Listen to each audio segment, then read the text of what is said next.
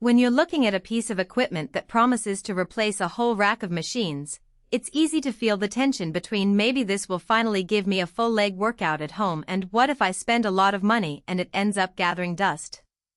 I've been there, scrolling through endless listings, reading the fine print, and wondering whether a 3-in-1 leg press and hack squat can actually fit into a regular garage or spare room without turning it into a concrete slab. Link is in the description if you want to check the product details on Amazon, because the numbers alone don't tell you if the machine will live up to the day-to-day demands of your routine or the quirks of your space. The RitFit 3-in-1 leg press and hack squat machine markets itself as an all-in-one solution for anyone who wants to train legs heavily without a commercial gym membership. At first glance, the 1,500-pound capacity sounds like overkill for a home setup, but that rating is really a safety buffer rather than an indication that you'll be loading a ton of weight every session. What matters more is how the machine feels when you actually step onto the platform, adjust the seat, and transition from a leg press to a hack squat, and whether those adjustments are intuitive enough that you won't spend 5 minutes hunting for the right bolt before each workout. Let's start with the assembly experience, because if you're not a seasoned DIYer, the first hurdle can be the biggest. The RitFit arrives in a series of flat-packed crates, each with a heavy-duty steel frame that needs a couple of wrenches and a level surface. The instructions are fairly straightforward, though they assume you have a concrete floor or at least a sturdy, level platform. In practice, I found that the base plates sit snugly on a typical garage concrete slab, but if you have a wooden floor you'll want to add a protective mat to avoid scuffing.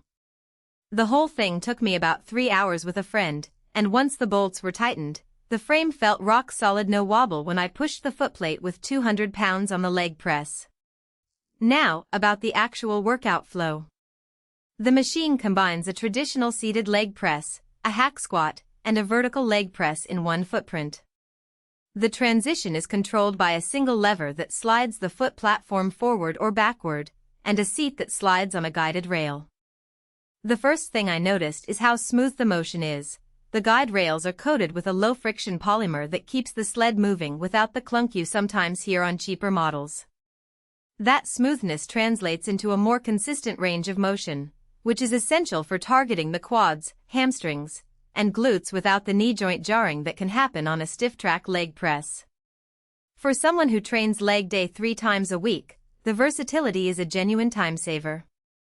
On a leg press day I can load the sled, set the seat to a comfortable angle, and crank out 45 sets of 8 to 12 reps without needing to reconfigure anything. When I switch to hack squats, I simply pull the lever, shift the foot platform down a notch, and the machine automatically recenters the weight stack. This means you can keep the same plates on the stack for both exercises, which reduces the hassle of swapping plates mid-session. In real-world terms, that convenience shows up as a smoother gym flow and less mental fatigue from figuring out the next step. The built-in safety features are worth a closer look because they're often the reason a home user decides whether to trust a heavy-duty machine.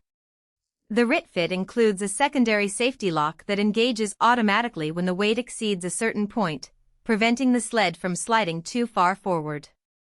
In my experience, the lock engaged cleanly at the top of the movement on both leg press and hack squat, giving a reassuring click that lets you focus on form rather than worrying about a runaway sled.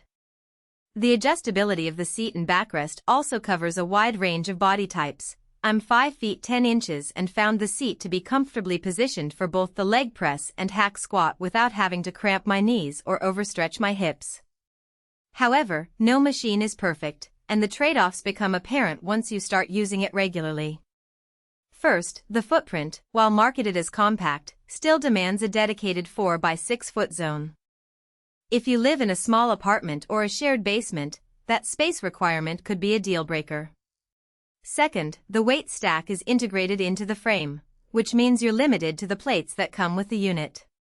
If you ever want to go beyond the 150-pound increments that the machine provides, you'll need to look for a compatible upgrade kit or consider a separate free weight setup. Lastly, the machine's maximum capacity is impressive on paper, but the structural design focuses on vertical loading. It isn't meant for lateral or dynamic movements like a true Smith machine. So, If you plan to incorporate lunges or lateral raises on the same frame, you'll quickly find that the platform doesn't.